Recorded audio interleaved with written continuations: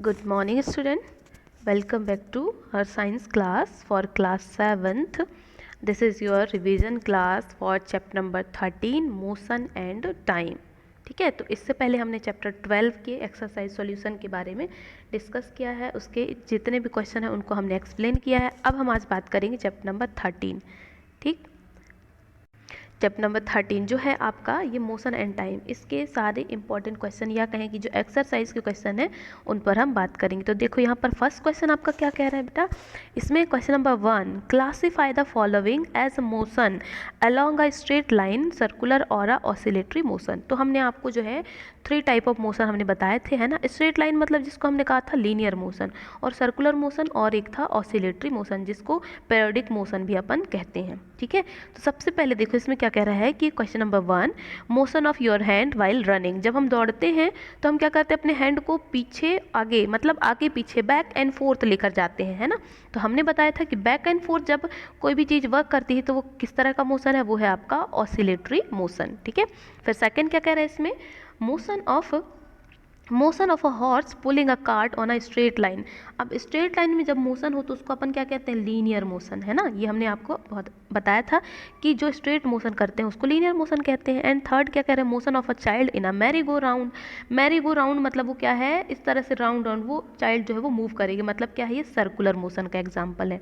ठीक है, फिर फोर्थ क्या कह रहा है इसमें, motion of a child on a seesaw, यानी कि जो बच्चा है, वो जो चाइल्ड है वो क्या करेगा, सी सॉ मोशन पे वो क्या करेगा, वहाँ पर मूव करेगा, मोशन करेगा, है ना। तो उसको अपन क्या कहते हैं, जैसे क्या है, एक झूला है ना, अपन देखते हैं तो यहाँ पे वो झूलेगा, बैक फोर्थ जाएगा, फिर बैक जाएगा, फोर्थ जाएगा, फिर बैक जाएगा, इसको अपन सीसॉ कह रहे हैं। तो ये आपका कैसा है, ये ऑसिलेटरी मोशन है। ठीक है ना। फिर उसके बाद फिफ्थ में क्या है, motion of the hammer of an electric bell. तो इलेक्ट्रिक बेल में जो हैमर है उसका मोशन, तो उसमें आप देखे होंगे इलेक्ट्रिक बेल में ये बताए थे हमने कि कोई भी बेल है उसमें ये यहाँ पर हैमर लगा होता है। तो जैसे ये हैमर क्या करेगा, यहाँ से यहाँ जाएगा, तो उसको जैसे ही वो हैमर क्या करेगा, इसको यहाँ बीट करेगा, स्ट्राइक करेगा, फिर वापस आएगा, फिर जाएगा, फिर वापस आएगा, मतलब ये क्या है, फिर जा रहा है, फिर जा रहा है। तो क्या है, back and fourth, back and fourth ये मोशन कर रहा है, मतलब ये आपका कैसा है, ये ऑसिलेटरी मोशन है। ठीक है, फिर फिफ्थ क्या कह रहा है इसमें, सिक्स वाला, कि motion of a train on a straight line, मतलब स्ट्रेट ब्रिज। तो बिल्कुल वही, स्ट्रेट मतलब है आपका लीनियर मोशन। ठीक है, तो ये आपका हो गया ये लीनियर मोशन। अब नेक्स्ट क्वेश्चन देखते हैं इसमें, which of the following are not correct. अब इसमें बताना है कि कौन सा जो है वो नॉट करेक्ट है। ठीक है, the basic unit of time is second. तो ये हमने बताया था एसआई यूनिट की बात कर रहे हैं यहाँ पर। तो टाइम की जो एसआई यूनिट होती है वो second. And every object move with a constant speed. क्या आप देखते हैं कि सारे जो ऑब्जेक्ट हैं वो एक कांस्टेंट स्पीड पर जो है ये मूव करते हैं। तो क्या करते हैं, बिल्कुल नहीं, क्योंकि हम क्या करते हैं इसमें, देखो सारे ऑब्जेक्ट का मतलब है सभी।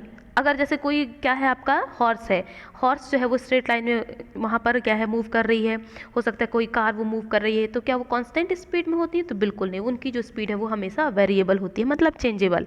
ठीक है, तो ये आपका रॉन्ग हो गया। फिर उसके बाद थर्ड में क्या कह रहा है, distance between two cities are measured in kilometre. तो डिस्टेंस को तो हम बिल्कुल किलोमीटर से मेज़र करते हैं। तो ये क्या है, ये ग्रेटेस्ट या फिर लार्जर वैल्यू है। अगर स्मॉल की बात करें तो हम उसको मीटर से करते हैं। ठीक है, तो ये आपका करेक्ट है। एंड फोर्थ क्या कह रहा है, the time period of a given pendulum is not a constant. तो देखो इसमें क्या कह रहे हैं कि टाइम पीरियड किसी भी पेंडुलम पर ये कांस्टेंट नहीं होता है। तो वो तो कांस्टेंट होता है ना, तभी तो पेंडुलम में क्या है, आपकी जो पेंडुलम है वो वर्क करती है, बैक जाएगी, फिर फोर्थ जाएगी, बैक जाएगी, मतलब एक कांस्टेंट है कि वो आगे उतनी ही दूर तक जाएगी और वापस उतनी ही दूर पर आएगी एक पर्टिकुलर टाइम में, मतलब पर सेकेंड में वो आगे उतने टाइम जाएगी और उसी सेकेंड में, उतने ही सेकेंड में वापस वो आएगी, मतलब क्या है, कॉन्स्टेंट है। ठीक है, तो नॉट कॉन्स्टेंट बोल रहे हैं, तो ये रॉन्ग हो गया। ठीक, फिर फिफ्थ क्या करें इसमें, the speed of train is expressed in metre per hour. बिल्कुल नहीं, ये गलत हो गया, क्योंकि कैसे, अगर मीटर है तो उसको हम सेकेंड से शो करेंगे, किलोमीटर होगा तब हम क्या करेंगे, किलोमीटर पर आवर शो करते हैं। ठीक है, और मीटर को हम पर सेकेंड से शो करते हैं। ठीक है, तो ये आपका रॉन्ग हो गया। ठीक, तो मतलब इसमें रॉन्ग कौन कौन से हो गए, ये आपका सेकेंड नंबर का रॉन्ग है, फिर उसके बाद ये फोर्थ नंबर वाला रॉन्ग हो गया, एंड फिफ्थ नंबर वाला। ठीक, तो ये इसमें से बताना था कौन सा नॉट करेक्ट है। एंड सेकेंड थर्ड क्वेश्चन क्या कह रहा है, a simple pendulum takes 32 second to complete 20 oscillation. What is the time period of pendulum. तो ये हमने बताया था टाइम पीरियड के लिए फॉर्मूला, है ना। तो टाइम पीरियड के लिए फॉर्मूला क्या होता है, total time taken upon number of oscillation. Simple है, इसको कुछ नहीं करना है, बस इसको हम इस वैल्यू पे पुट करेंगे और इसके बाद इसको कैलकुलेट करेंगे, है ना। जितने भी इसके वैल्यूज़ हैं उसको इस फॉर्मूले पे पुट किए और हमें आंसर मिल जाएगा। तो ठीक क्या दे रहे हैं यहाँ पर, time period is equals to total time taken upon number of oscillation. तो टोटल टाइम टेकन कितना है, वो आपका है 32 सेकेंड एंड ऑसिलेशन कितना है 20, तो 32/20 करेंगे तो आपका क्या आ जाएगा यहाँ पर 1.6 सेकेंड ये टाइम आ जाएगा। ठीक है, तो ये इस तरह से हम कैलकुलेट करते हैं। फिर उसके बाद क्वेश्चन नंबर 4 देखो, इसमें क्या कह रहे हैं, the distance between two station is 240 kilometre, a train takes 4 hour to cover this distance, calculate speed of the train. इसमें कुछ नहीं करना है, सिंपल है। इसमें क्या कहते हैं, हमने पढ़ा था स्पीड के लिए क्या होता है formula, speed is equals to distance मतलब d अपॉन टाइम, ये होता है। तो डिस्टेंस कितना दिया हुआ है 240 किलोमीटर और टाइम दिया हुआ है 4 आवर। ठीक है, तो इसमें हमें क्या करना है, इसके लिए जो है स्पीड फाइंड करना है, इसकी स्पीड। तो हम यहाँ पर सिंपल फॉर्मूले में वैल्यू पुट करेंगे और उसके बाद ये आ जाएगा 240/4, है ना। तो इसको जब अपन कैलकुलेट करेंगे तो क्या आ जाएगा आंसर 60 किलोमीटर पर आवर। ठीक है, 4 6 जा 24 और ये 0 का 0 आ गया। ठीक, तो ये इस तरह से अपन कर लेंगे। ठीक है, ये आप एक बार प्रैक्टिस करेंगे तो ये बन जाएगा आपको। ठीक, अब देखो यहाँ पर क्या कह रहे हैं, the odometer of a car reads 57,321.0 kilometer when the clock shows the time 8:30 a.m. What is the distance moved by the car if at 8:50 a.m. The odometer reading has a change to 57,336.0 kilometer. Calculate the speed of car in kilometer per minute during this time. Express the speed in kilometer per hour also. मतलब इसको जो है हमें kilometre पर minute में हमें calculate करना है, पर हमें जो इसको किलोमीटर पर आवर में भी हमें शो करना है। ठीक है, तो देखो यहाँ पर कुछ नहीं, ये सिंपल है। सबसे पहले इनिशियल, है ना, इनिशियल रीडिंग क्या है इसकी आई 57,321 और फाइनल कितनी आई 57,336, ये आ गई, है ना। और डिस्टेंस कवर्ड बाय कार, तो ये क्या होता है final reading of car minus initial reading, इन दोनों को माइनस कर देंगे तो आंसर आपका ये आ जाएगा। ठीक है, ये किलोमीटर पर सेकेंड। ठीक, ये आ गया। अब यहाँ पर देखो स्टार्टिंग टाइम ऑफ कार ये कितनी थी 8:30 थी। ठीक है, स्टार्टिंग टाइम 8:30 और जो बाद की जो टाइम है वो कितनी मिल गई 8:50।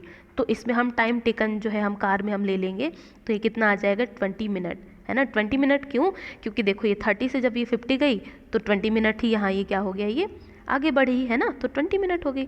तो इसको अब हमें कैलकुलेट करना आसान हो गया। ये हमारा आ गया आपका क्या, ये स्पीड और उसके बाद फिर उसके बाद यहाँ पर ये टाइम मिल गया। ठीक, अब देखते हैं यहाँ पर ये अपन कैलकुलेट करेंगे तो यहाँ पर ये क्या आ गया, ये आपका आ गया speed is equals to distance upon time. ठीक है, तो स्पीड अपन फाइंड कर लेंगे, डिस्टेंस कितना आया था 15 और आपका ये क्या है कार की जो टाइम है ये 20। ठीक, तो ये आ गया 15/20 ये हम करेंगे तो आंसर आ जाएगा 0.75 किलोमीटर पर मिनट। अब इस मिनट को हमें किस में चेंज करना है, आवर में। ठीक है ना, चेंज करना है ना आवर में, और सेकंड में भी अपन कर सकते हैं। ठीक है, तो चलो मिनट को अपन देखते हैं, यहाँ पर क्या कर रहे हैं 20 मिनट इज इक्वल्स टू कितना हो जाएगा, एक मिनट में अपन देखते हैं 60 सेकेंड होते हैं और हमें क्या करना है इसको आवर में कैलकुलेट करना है तो डायरेक्ट हम इसको मल्टीप्लाई कर देते थे, पर हमें यहाँ पर डिवाइड करना है। ठीक है, 60 का, तो यहाँ आ जाएगा ये 20/60। ठीक, तो ये 0 से 0 कैंसिल हो जाएगा और इसको जब अपन इससे करेंगे तो क्या आ जाएगा 0.3 के आसपास ये आपका आंसर आ जाएगा, है ना। ठीक है, मतलब यहाँ पर ये समझ रहे हैं आप कितना आएगा आंसर 15, या हम ये कहें डायरेक्ट क्या जाएगा 0.3, मतलब ये आपका आ जाएगा 15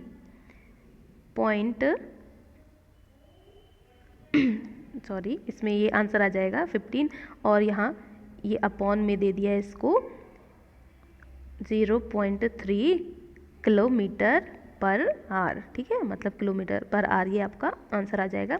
जब इसको अपन कैलकुलेट करेंगे तो क्या हो जाएगा इसमें जो है आंसर, इसको मतलब यहाँ पर इसने ये डायरेक्ट ना करके इसने क्या कर दिया इसको यहाँ पर ऊपर ले जाके और 15 × 3, क्योंकि यहाँ पर क्या है 15/1/3 है तो तो 3 को जब अपन ऊपर लेके जाएंगे तो ये मल्टीप्लिकेशन में आ जाएगा।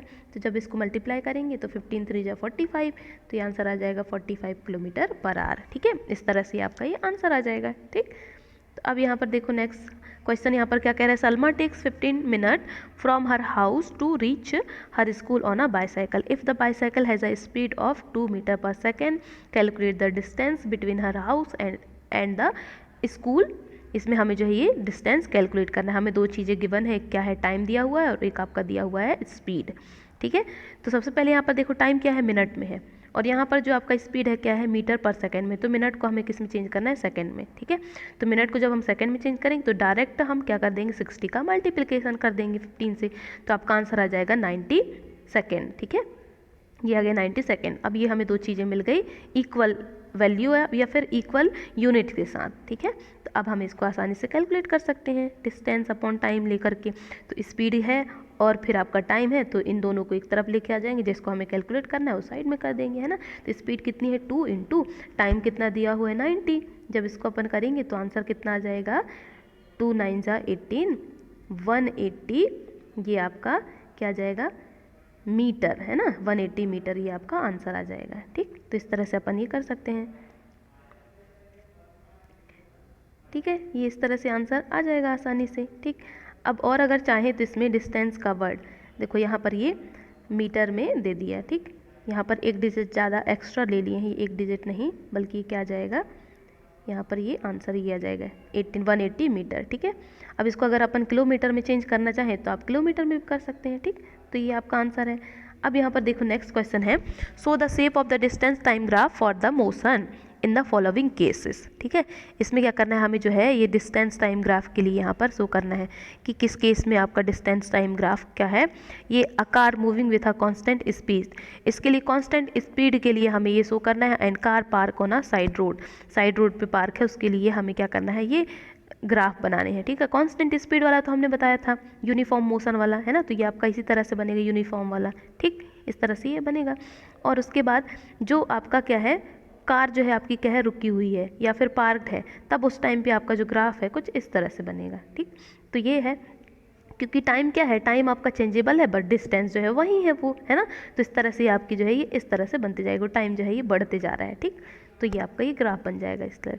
अब नेक्स्ट क्वेश्चन है, विच of the following relation is correct, कौन सा रिलेशन करेक्ट है। ठीक, तो इसमें देखना है, मतलब ये आपका फॉर्मूला पूछ रहा है, स्पीड के लिए क्या होता है फॉर्मूला, तो स्पीड का होता है डिस्टेंस अपॉन टाइम। ठीक है, तो ये वाला आपका करेक्ट है। ठीक, तो अब नेक्स्ट देखते हैं question, the basic unit of speed क्या होती है, स्पीड की बेसिक यूनिट क्या होती है। ये आपकी अगर ये मीटर पर सेकेंड में हो तो वो आपका सही है। ठीक है, तो ये बेसिक यूनिट होती है ये मीटर पर सेकेंड वाला। ठीक है, ये है ना, तो इस तरह से अपन ये कर लेंगे। फिर उसके बाद next, a car moving with a speed of 40 kilometre per hour for 15 minutes and then the speed of 60 kilometre for the next 15 minutes, the total distance cover by car. ये कितना होगा टोटल डिस्टेंस, सबसे पहले अपन इसका distance निकाल लेंगे, फिर उसके बाद इन दोनों को एक साथ यहाँ पर कंबाइन करके निकालेंगे, तो आपका आंसर क्या आ जाएगा 25 किलोमीटर। ठीक है, इस तरह से ये आ जाएगा 25 किलोमीटर। करके देखना आप कैलकुलेट करके, तो वो समझ में आ जाएगा किस तरह से ये आया है। ठीक है, तो यहाँ पर देखो जैसे ये इसने करके भी बताया, when the speed of car is 40 kilometre per our, तो यहाँ पर टाइम कितना ले रहा है 15 मिनट, और उसके बाद आपका ये दिया हुआ है, तो इन दोनों को यहाँ पर कैलकुलेट करेंगे तो ये इतना टाइम आ जाएगा। ठीक है, फिर इस तरह से यहाँ पर करेंगे तो 10 किलोमीटर पर सेकेंड ये आ गया। फिर दूसरा जो है यहाँ पर देखेंगे तो दूसरे के लिए भी आ जाएगा डिस्टेंस कवर 15। अब इन दोनों को ऐड कर देंगे तो आंसर क्या आ जाएगा 25। ठीक, आ जाएगा 25 ये इस तरह से। ठीक, फिर नेक्स्ट क्वेश्चन यहाँ पर क्या कह रहे हैं, suppose the two photographers shown in figure 13.1 and the 13.2 had been taken in an interval of 10 seconds.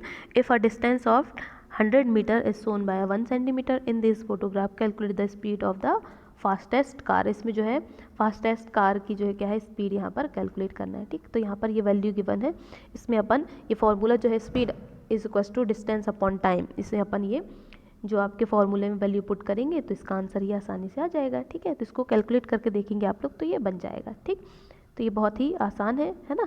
और उसके बाद यहाँ पर कुछ और क्वेश्चन दिए हुए हैं। ठीक, जो आपका ये डिस्टेंस टाइम ग्राफ के लिए है। ठीक है, तो यहाँ पर ये क्या कह रहे हैं, इसमें सॉल्यूशन आपका क्या हो जाएगा, यहाँ क्या पूछ रहा है इसमें कि कौन सा ए और बी है, which one of them is moving faster, कौन जो है सबसे ज़्यादा फास्टर वो मूव कर रहा है। तो इसमें देखो तो सबसे ज़्यादा जो लंबी लाइन जो बनी हुई है वो ए की है, ए की गई हुई है ना। तो इसलिए आंसर क्या जाएगा इसका, ये ए जो है moving faster than vehicle B. ठीक है, ये बी के अकॉर्डिंग ए जो है फास्टर मूव कर रहा है। ठीक, तो ये आपका हो गया टोटल जितने भी इंपॉर्टेंट क्वेश्चन या फिर एक्सरसाइज सॉल्यूशन है उसके क्वेश्चन हमने डिस्कस कर लिए। इसको आप एक बार प्रैक्टिस करना तो आपको सारे क्वेश्चन समझ में आ जाएंगे और बनने लगेगा। ठीक है, क्योंकि प्रैक्टिस किए बिना ये कोई भी चीज़ें समझ में नहीं आती, एक बार देखने से चीज़ें क्लियर नहीं होती, उसको खुद करके देखना पड़ता है तब जाके आपको ये चीज़ें समझ में आती हैं। ठीक है, तो यहाँ तक ये हो गया आपका chapter number 13 motion and time के लिए सारे एक्सरसाइज सॉल्यूशन के क्वेश्चन जो हमने आपको एक्सप्लेन कर दिए। अब आपका काम है इसको पढ़ना, रीड करना और इसको कैलकुलेट करना। ये सारे क्वेश्चन आपको समझ में आ जाएंगे, बहुत ही आसान है, इजी है ना। तो ये सारी चीज़ें हो गई क्लियर, है ना। इसके आगे जो है अपन नेक्स्ट क्लास में चैप्टर नंबर 14 के एक्सरसाइज सॉल्यूशन के बारे में डिस्कस करेंगे। ठीक है, तो आप लोग अपना इसको जो है अच्छे से नोट्स बना लें जिनने नहीं बनाया होगा, और इसको जो है प्रैक्टिस कर लें तो सारी चीज़ें ये बन जाएंगी, कैलकुलेशन भी आपका आसान हो जाएगा। ठीक है, तो मिलते हैं नेक्स्ट क्लास में, तब तक के लिए आप लोग प्रैक्टिस कीजिए।